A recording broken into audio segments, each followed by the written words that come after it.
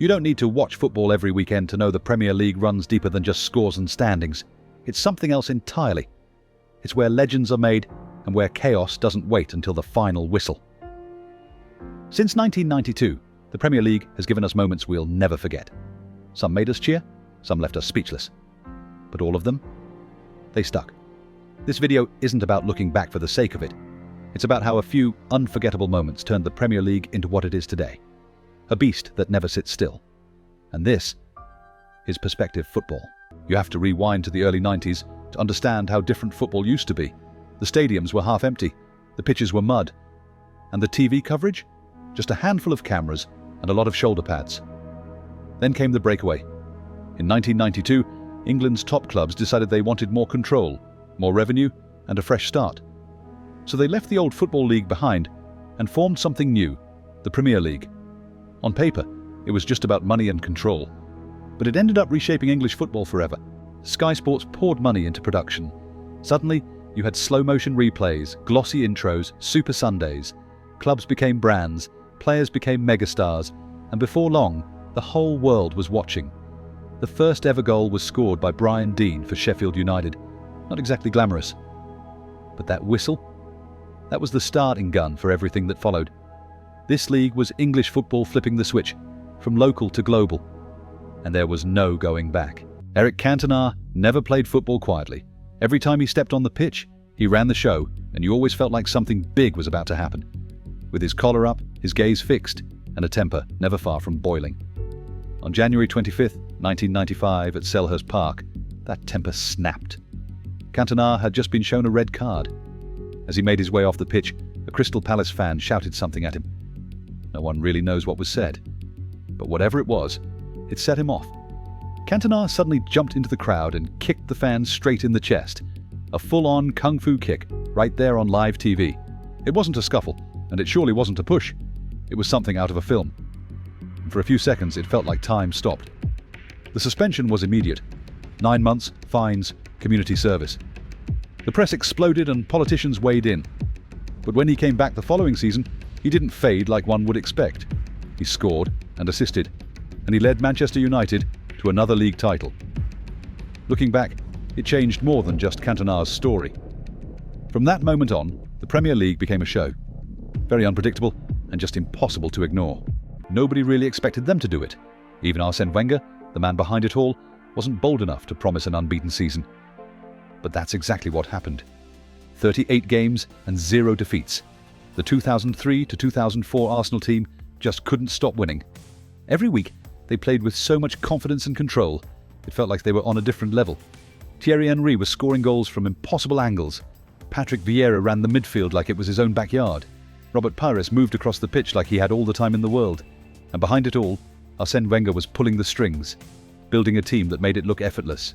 Every week, the pressure grew. Every week, someone said it was finally going to crack. But it never did. No team since has managed to repeat it. Not Mourinho's Chelsea, not Guardiola's City, not Ferguson's United. That's how rare it was. They even made a special golden trophy for it. People remember the goals and the swagger. But the real story, it's about composure under a microscope. They never showed off or ever made a fuss. They just handled business and kept winning like it was routine. This one didn't happen on the pitch. Not really. It happened in the tunnel off camera, but was really quite unforgettable. It was October 2004, and Arsenal were on a 49-game unbeaten run, a run that felt untouchable. Manchester United didn't care. The match at Old Trafford was nasty. Fierce tackles, a soft penalty, pushing and shoving. United won 2-0 and the streak was gone. But the real explosion came after. In the tunnel, things got heated. Shouting, pushing, and then, out of nowhere, a slice of pizza flew through the air and smacked Sir Alex Ferguson in the face. No one knew who did it at the time, but years later, it came out. It was a young Cesc Fabregas. People call it Pizzagate now, like it's some joke. But in that moment, no one was laughing. That loss ended more than just a streak. It felt like the moment things started to change. Arsenal lost their edge. United found theirs. The rivalry was still intense, but from then on, it felt like United were back in control. You don't throw food unless things are deeply personal. And that day, Arsenal versus United wasn't just about football anymore. United were more likely to be building something that would last. Jose Mourinho made an unforgettably dramatic entrance into English football. In 2004, Chelsea brought him in fresh off a Champions League win with Porto. At his first press conference, facing a room full of doubtful reporters, he calmly said, "I'm the special one." And then he proved it.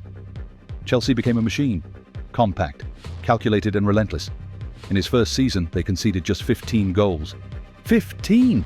They broke the points record, won the league by a mile, and they did it without ever really looking rattled. Besides the tactics, Mourinho controlled the press, got under opponents' skin and defended his players like a lion. Every day, he made it about him, and somehow that shielded his team from the chaos. Some hated him, some worshipped him, but nobody ever ignored him. What Mourinho did was rewire the league. He showed that dominating didn't have to be beautiful, just effective. And he turned Chelsea from big spenders into serial winners. From that point on, the Premier League stopped being polite. Cristiano Ronaldo's debut for Manchester United felt more like a show than a football match. He came on as a skinny teenager with frosted tips, endless stepovers, and a bag of tricks that didn't always lead anywhere. Some fans were dazzled, others rolled their eyes. But Sir Alex Ferguson saw something deeper. He saw potential, and more importantly, he knew how to shape it. That's when he got to work. He hit the gym, improved his finishing, and soaked up every lesson Ferguson gave him. Over the next 6 years, he changed completely. By 23, he was more than just a flashy winger anymore. He was one of the best players in the world, fast and completely ruthless. In 2007-08, he scored 42 goals. United won the Premier League, then the Champions League. And Ronaldo? He won the Ballon d'Or, the best player in the world, made in Manchester. He eventually left for Madrid, of course. But by then, the message was clear. The Premier League was now turning raw and exciting prospects into global superstars. Ronaldo didn't just grow into a world-class player. He showed what was possible. He set a new standard for everyone who came after. At the start of the 2015-16 season, Leicester City were tipped for relegation. Their odds of winning the title? 5,000 to 1. A bigger long shot than seeing Bigfoot lifting the FA Cup. Their manager, Claudio Ranieri, had been written off. Their striker, Jamie Vardy, had played non-league football. Their midfielder, N'Golo Kante, was unknown outside of France. And yet, something clicked. Vardy was scoring for fun. Mahrez dodged past defenders. Kante never stopped running. And somehow Leicester just kept winning. By March, people still thought they'd slip up. But in April, they were still top. And in May, they were champions. No big stars, no huge budget, just hard work, smart tactics, and a belief no one could shake. Leicester changed what it meant to win it. For one season, the usual rules didn't matter. It hasn't happened like that again, but no one's forgotten. It's the kind of story that reminds you anything is possible in football. You don't forget where you were when it happened. Final day of the 2011-12 season. Manchester City needed a win to take the title, but with 90 minutes gone, they were drawing 2-2 with QPR. United had already won their game. The title was gone. Then came stoppage time. Dzeko made it 2-2, maybe too late. But then, Aguero picked up the ball in the box. One touch, one swing. Goal. Martin Tyler's voice cracked. Aguero! It was chaos. Grown men crying in the stands, Roberto Mancini sprinting, Manchester turned blue. And just like that, City won the league on goal difference. The first time in Premier League history that the title was decided like that. Aguero wrote himself into folklore with this goal. It was the perfect storm.